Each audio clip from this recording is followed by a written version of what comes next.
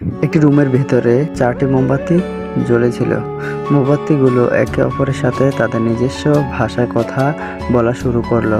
প্রথম মোমবাতিটি বলল, আমি শান্তি, কেউ আমাকে জ্বালিয়ে রাখতে পারে না, আমি এখন নিভে যাব। তারপর সেটি নিভে গেল। দ্বিতীয় মোমবাতিটি বলল, আমি বিশ্বাস, শান্তি যেহেতু নেই, তাই আমার আর জ্বলতে থাকার কোনো প্রয়োজন দেখছি না, আমি এখন নিভে যাব। কথা শেষ করার পর দ্বিতীয় মোমবাতিটি নিভে গেল। তৃতীয় মোমবাতিটি এবার মুখ খুলল, আমি ভালোবাসা, শক্তি এবং বিশ্বাস কেউ নেই, তাই আমার বেশিক্ষণ চলার মতো শক্তি নেই। মানুষরা আমাকে গুরুত্ব না দিয়ে এক পাশে সরিয়ে রাখে। শুধু তাই না, ওরা প্রিয় মানুষগুলোকে পর্যন্ত ভুলে যায়। কথা শেষ করে তৃতীয় মোমবাতিটিও নিভে গেল।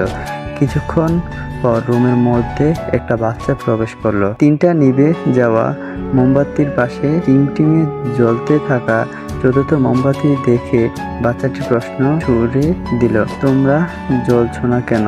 তোমাদের পুরোপুরি শেষ না হওয়া পর্যন্ত জ্বলা উচিত ছিল। তারপর বাচ্চাটি কাঁদতে শুরু করলো। এবার 4 নম্বর মোমবাতিটি মুখ খুলল, ভয় পেও না, আমি যতক্ষণ জ্বলছি তুমি চাইলে আমাকে দিয়ে আরো বাকি মোমবাতিগুলো জ্বালাতে পারো। আমার নাম আশা। বাচ্চাটি আশা নামে মোমবাতিটি দিয়ে একে একে বাকি মোমবাতিগুলোকে আবারও জ্বালালো। সমস্ত রুমটা আবারও উজ্জ্বল আলোতে আলোকিত হয়ে উঠল।